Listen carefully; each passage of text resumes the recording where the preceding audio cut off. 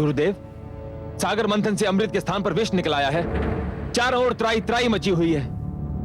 देवता तो कहते थे कि सागर मंथन से जीवनदायक अमृत मिलेगा, परंतु सागर तो मृत्यु बांट रहा है गुरुदेव। इसी कारण हम वहां से भाग आए। ऐसे में सागर मंथन से क्या लाभ? हम अब सागर मंथन में भाग नहीं लेंगे।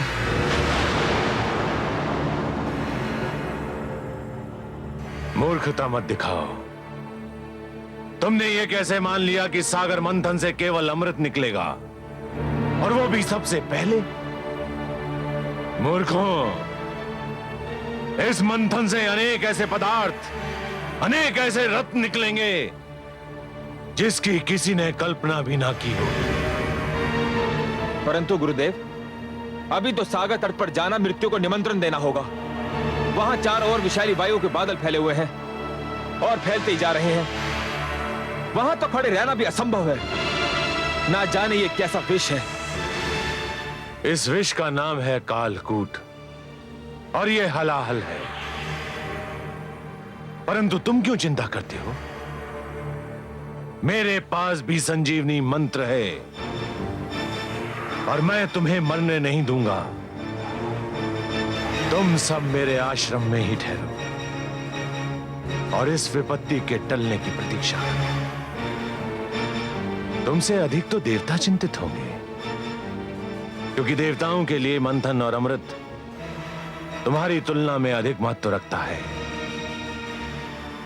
अब देखना है कि वो इस विपत्ता को टालने के लिए क्या उपाय करते हैं। जो आज्ञा गुरुदेव। रक्षा कीजिए, रक्षा कीजिए।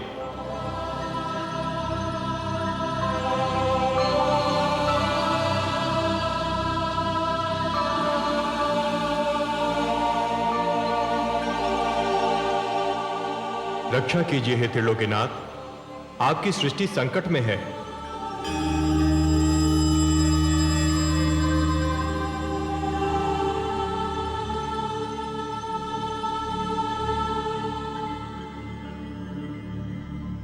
हे विश्वेश्वर, सागर मंथन से जीवनदायक अमृत के स्थान पर प्राणघातक विष निकला है। सृष्टि में हाहाकार मचा है।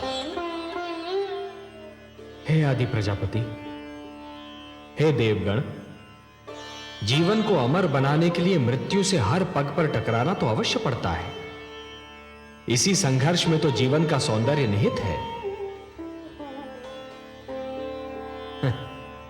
जब शिशु माता के गर्भ में होता है तो उसे हर क्षण मृत्यु से संघर्ष करना पड़ता है। शिशु के जन्म से पूर्व माता भी जीवन और मृत्यु के इसी संघर्ष का अनुभव करती है। परंतु जैसे ही शिशु का जन्म होता है, समस्त सृष्टि मुस्कुराती है।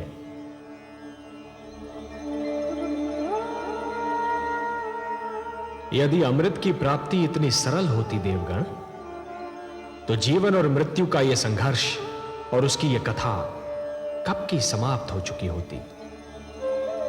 परंतु हे जगदीश्वर, समुद्र में यह विष आया कहां से? यह तो आदि प्रजापति श्री ब्रह्मा की संतान मानव का चमत्कार है।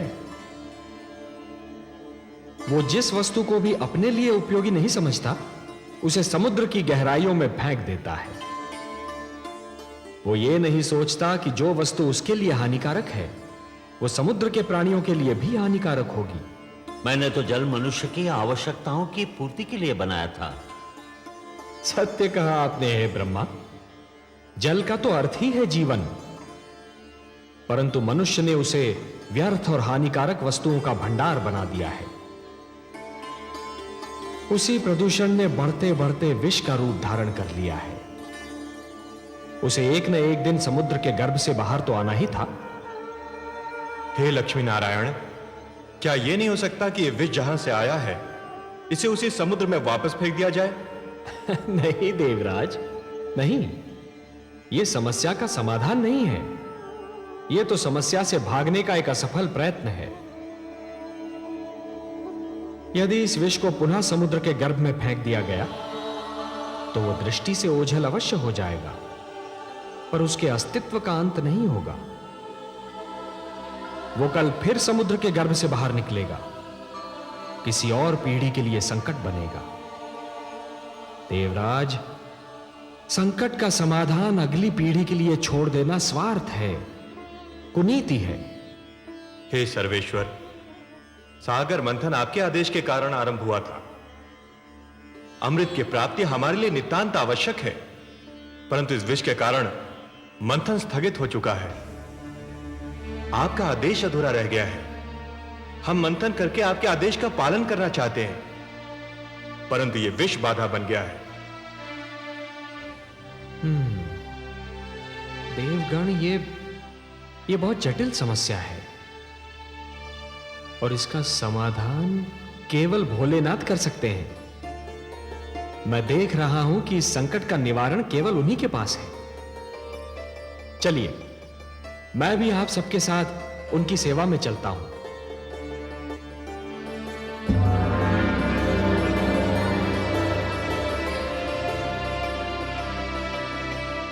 महादेव की जय हो।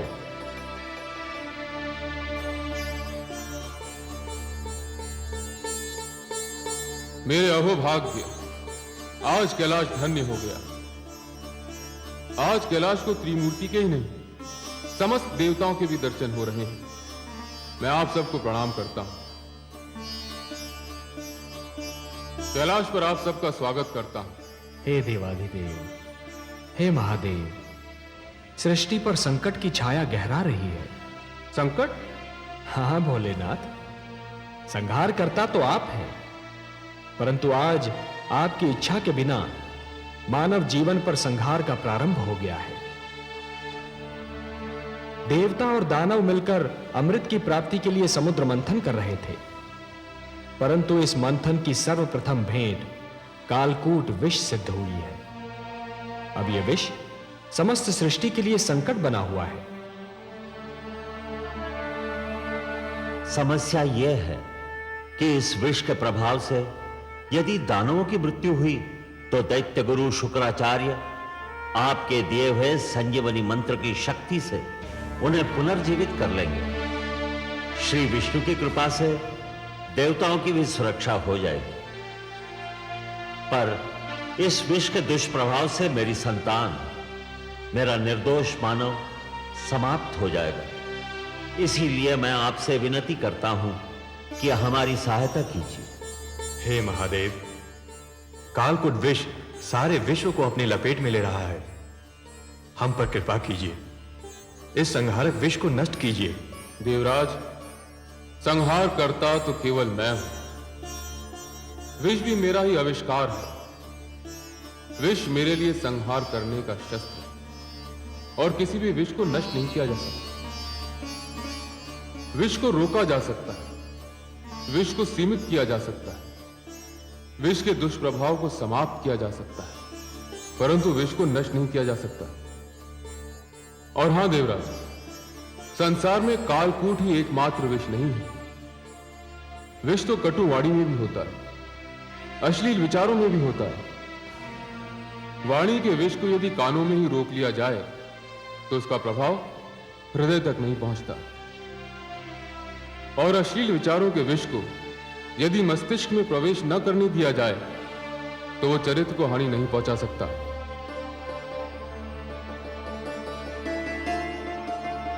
जहां अमृत होता है वहां विष का होना तो स्वाभाविक है, परंतु आप धन्य हैं भोलेनाथ, आप धन्य हैं। कालकूट विष का प्रभाव तो आपके सुंदर तर्क ने ही कम कर दिया। अब शेष समस्या का समाधान भी आप ही निकालेंगे। आपने सत्य कहा कि विष को नष्ट तो नहीं किया जा सकता, परंतु उसे रोका अवश्य जा सकता है, और यह कार्य केवल आप ही कर सकते हैं देवाधिदेव। हे त्रिलोकेश्वर, आप सब चलकर मेरे पास आए हैं। यहां आकर आपने मुझ पर कृपा की। आपके आदेश का पालन करके मुझे हर्ष होगा। मुझे कालकूट को कहीं रोकना होगा, उसकी सीमा का निर्धारण करना होगा। जगत के कल्याण के लिए यह कार्य मैं अवश्य करूंगा। आप चिंता न करें, मैं आपके साथ सागर तट पर चलता हूं।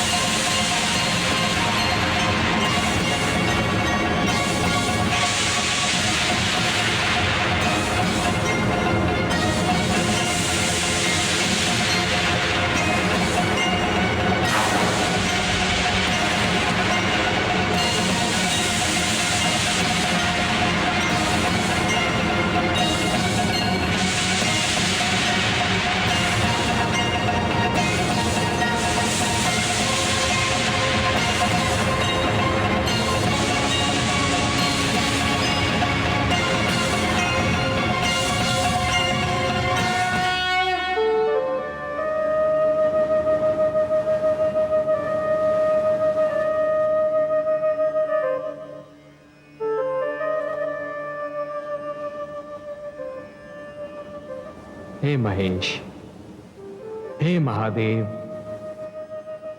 आज आपने कालकूट विष के प्रभाव से सारे संसार को बचा लिया। आपको कोटि कोटि धन्यवाद। आपने समस्त सृष्टि पर उपकार किया है महादेव। आज आपने महान त्याग और महानतम बलिदान का प्रदर्शन किया है।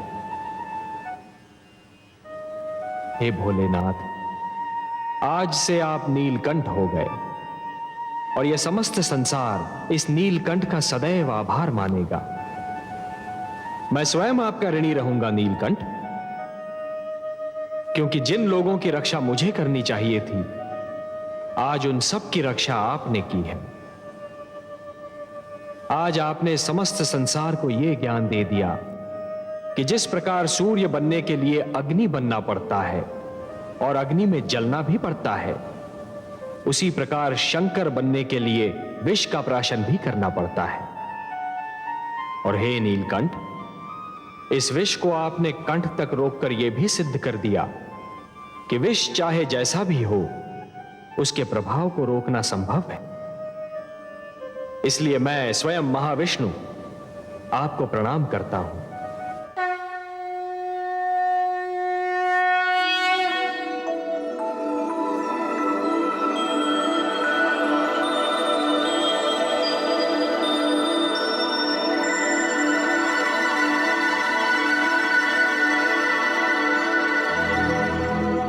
सबकी रक्षा के लिए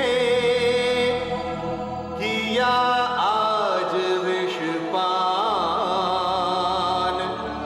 देवों के भी देव हैं नीलकंठ भगवान।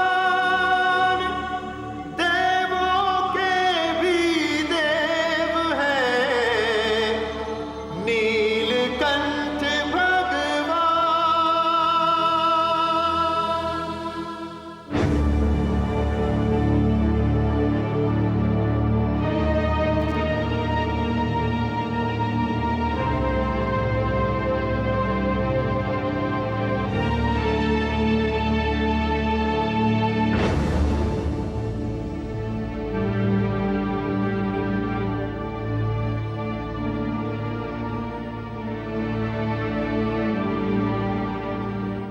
अभिवादन है दैत्य गुरु शुक्राचार्य। कालकूट का संकट टल गया। श्री शिव शंकर ने कृपा की और उसे अपने कंठ में रोक लिया। मैं जानता था इस संकट का निवारण केवल मेरे महादेव ही कर सकते हैं, और वही करेंगे। जय भोलेनाथ।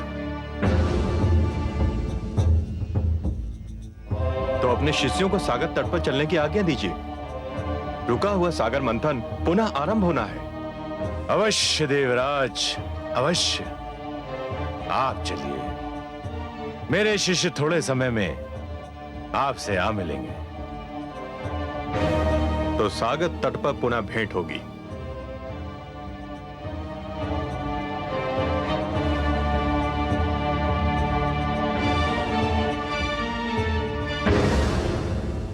गुरुदेव, क्या मैं पुनः जाना होगा? हाँ, न केवल जाना होगा बल्कि सागर मंथन में भाग भी लेना होगा। अमृत कितना महत्वपूर्ण है यह केवल मैं जानता हूं। देवराज इंद्र की बात भूल गए तुम? संजीवनी मंत्र जितना तुम्हारे लिए आवश्यक है, अमृत उतना ही मेरे लिए आवश्यक है। तुम सब तुरंत सागर तट पर पहुंचो।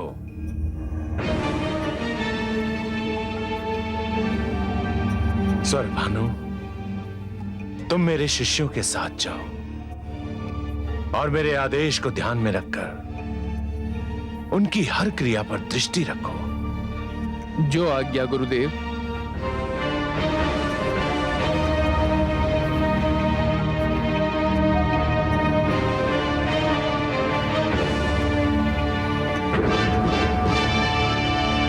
देवराज, हम आ गए। मंथन आरंभ कीजिए। हम तो प्रस्तुत हैं कालकेतु। हमें केवल आपकी प्रतीक्षा थी। देवताओं, सागर मंथन का शुभारंभ कीजिए।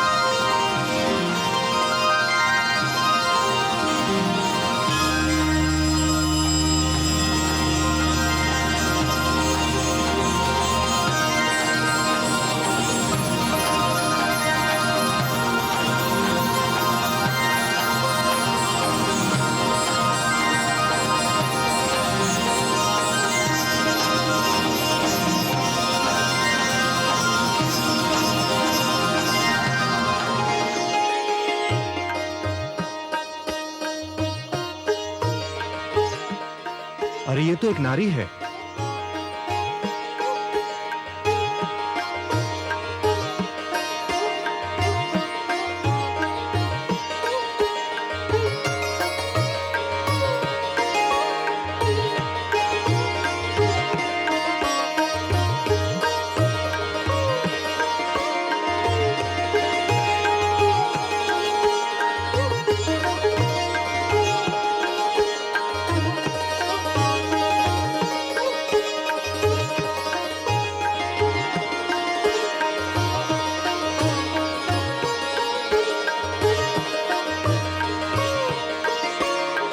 हर्षल, इतनी सुंदर नारी कभी देखी थी पहले? नहीं दानवराज, ये तो कोई स्वर्ग की अप्सरा दिखाई पड़ती है। मूर्ख हो तुम। स्वर्ग की अप्सराएं तो इसके पांव की धूल के समान होंगी। तनिक इसका रूप तो देखो।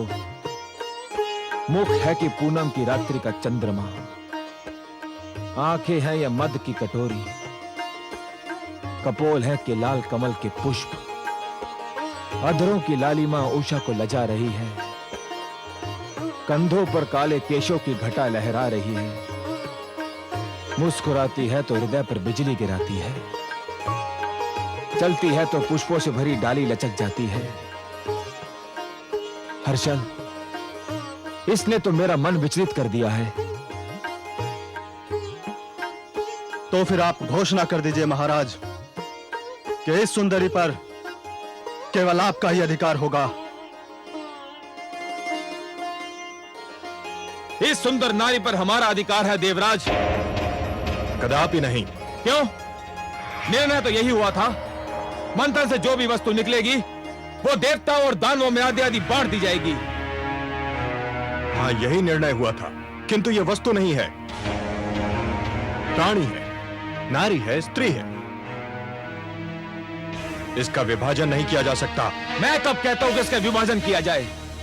मैं स्वयं इसे इसी रूप में प्राप्त करना चाहता हूं जिस रूप में दिखाई दे रही है। निर्णय बहुत सरल है देवराज, यह सुंदरी हमें दे दो। इसके उपरांत मंथन से जो भी निकलेगा वो तुम देवतागण ले लेना। दानवराज बिल्कुल ठीक कह रहे हैं। ये केवल नारी और सुंदरी नहीं है, देवी है।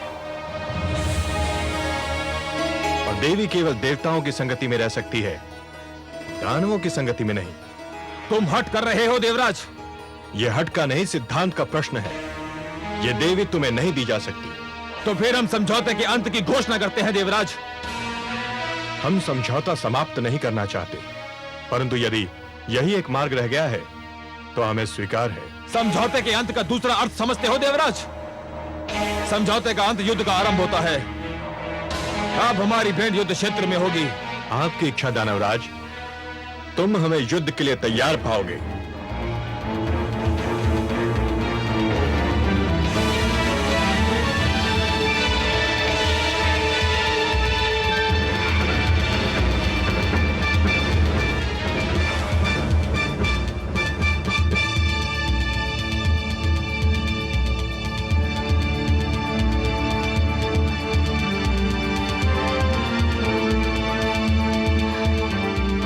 हे कमल नयन, हे पद्मनाभ, कहाँ हैं आप?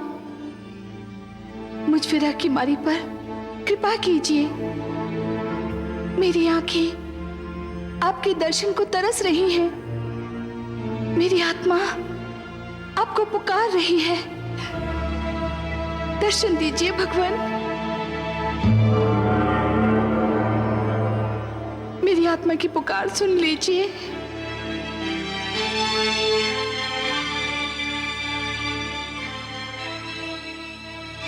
महादेवी, कमल नयन, आपने हमें पुकारा, हम आ गए आपके पास। कमल नयन, आपने मुझे अपनी भुजाओं में ग्रहण करते समय कहा था कि इस बार हमारा मिलन बहुत ही मधुर होगा। हाँ देवी। परंतु धरती पर मुझे आपसे दूर करने की चेष्टा की जा रही है। देवता और दानव मुझे आपसे छीनने के लिए तत्पर हैं, एक दूसरे से युद्ध करने के लिए तैयार हैं। हे कमल नयन, सागर से निकलते ही सबसे पहले मुझे आप ही का ध्यान आया था। आपसे क्षणिक वियोग भी मुझसे सहन नहीं होता। हे महादेवी, उपवन के भाग्य में वसंत का सुख सदैव नहीं होता, उसे पतझड़ का दुख भी झेलना पड़ता है। उसी प्रकार जीवन में भी मिलन का आनंद सदा के लिए नहीं छाया रहता देवी। वियोग की घड़ियां भी आती हैं। तो कब बीतेंगी यह विरह की घड़ियां? मैं तो आप ही की हूं, आप ही के लिए बनी हूं। आपसे दूर रहने का विचार भी मुझसे सहन नहीं होता। हे महादेवी, इस बार आप मंथन में सागर पुत्री के रूप में जन्मी हैं, इसलिए आप धरती के नियमों के अधीन हैं। मैं इन नियमों को तोड़ नहीं सकता देवी। धरती के सारे प्राणियों की भांति आपके भाग्य विधाता भी ब्रह्मा है। आपके भाग्य में क्या लिखा है ये तो केवल वही बता सकते हैं। तो मैं ब्रह्मा जी के पास जाऊंगी, उनसे पूछूंगी कि मुझ पे ये अत्याचार क्यों किया जा रहा है, मुझे अपने नारायण से क्यों दूर किया जा रहा है।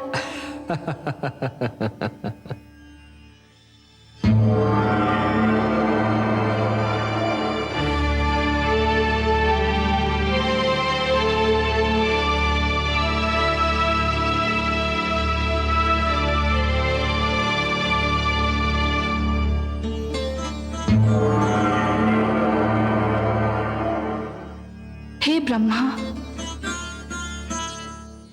हे आदि प्रजापति, हे विधाता, मेरा जीवन कांटों की शैया बन गया है। विरह की अग्नि मेरे तन मन को फूंक रही है। हे विधाता, आप तो जानते ही हैं, मेरा मन नारायण के चरण कमल में वास करता है। उनकी भुजा ही मेरा घर है। उनके सुंदर मुख को निहारना मेरी पूजा है। उनसे दूर बीता एक पल मेरे लिए युग के समान है। फिर मुझे उनसे दूर क्यों किया जा रहा है? सागर तट पर मेरे लिए युद्ध की घोषणा कर दी गई है। आपके लिए युद्ध की घोषणा? हाँ विधाता, मेरे लिए युद्ध घोषित किया गया है। देवता और दानव मेरे लिए झगड़ रहे हैं। देवता चाहते हैं कि मैं उनकी संगति में रहूं और दानवों की इच्छा है मैं उनकी संपत्ति बन जाऊं। हे विधाता, आपने मेरे भाग्य में क्या लिख दिया जो ये अत्याचार मुझ पर हो रहा है? हे देवी, अवश्य ही ये अत्याचार है, परंतु मैंने आप ही के लिए नहीं, हर नारी के लिए एक नियम बनाया है। वो नियम यह है कि नारी पर उसकी इच्छा जाने बिना कोई अपना अधिकार नहीं जमा सकता। पर वे जमा रहे हैं अधिकार। वे भ्रम में हैं, वे मेरे नियम को तोड़ रहे हैं। मैं ऐसा नहीं होने दूंगा। चलिए, मैं आपके साथ चलता हूं, उनका भ्रम दूर करता हूं।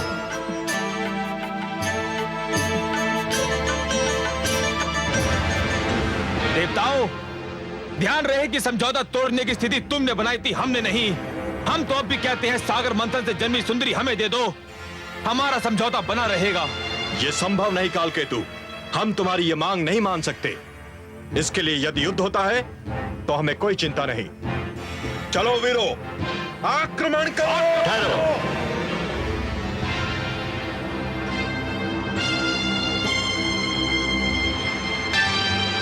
दोनों पक्ष इस नारी को प्राप्त करने के लिए झगड़ रहे हैं, पर किसी पक्ष ने इस नारी से यह पूछने का कष्ट किया कि स्वयं इसकी इच्छा क्या है? ये नारी की इच्छा का प्रश्न नहीं है ब्रह्मदेव, ये समझौते के सिद्धांत के आदर का प्रश्न है। नहीं, यह हर स्त्री के अधिकारों का प्रश्न है। अपने लिए किसी को स्वीकार या अस्वीकार करने का निर्णय केवल नारी कर सकती है। स्त्री कोई वस्तु नहीं जिसे बांट लिया जाए। समुद्र मंथन से निकली ये नारी मेरी सहोदरा है, मेरी बहन है। ये सागर पुत्री किसे स्वीकार करेगी, इसका अधिकार मैं इसी को देता हूं। आज मैं एक नई प्रथा के शुभारंभ की घोषणा करता हूं। यह स्वयंवर की प्रथा होगी। स्वयंवर? हाँ, स्वयंवर, जो हर नारी का अधिकार होगा। अपनी इच्छा से अपनी पसंद का वर चुनने का अधिकार। इस सागर पुत्री के हाथों में एक पुष्पमाला होगी। यह पुष्पमाला इसके मन की इच्छा की प्रतीक होगी। फिर यह सागर पुत्री जिसके गले में यह माला डाल देगी, समझा जाएगा उसी को इसने अपना वर चुन लिया। मैं समस्त देवता और दानव समाज को इस सागर पुत्री के स्वयंवर समारोह में भाग लेने का निमंत्रण देता हूं।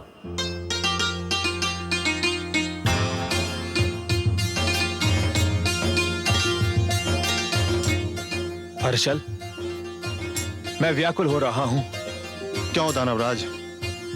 न जाने ये चंद्रमुखी, ये मृगनयनी किसे चुनेगी? आपको ही चुनेगी दानवराज। ये तुम कैसे कह सकते हो हर्षल? है तो नारी ही दानवराज, और नारी केवल उसी को चुनती है जिसके पास शक्ति होती है। भुजाओं की शक्ति या धन की शक्ति, और ये दोनों ही शक्तियां आपके पास हैं। दानवराज, आपने देवताओं को परास्त किया है। नारी विजय का हाथ छोड़कर पराजय का हाथ कदापि नहीं थामती। आप विश्वास रखिए दानवराज, ये सुंदरी केवल आपको ही चुनेगी।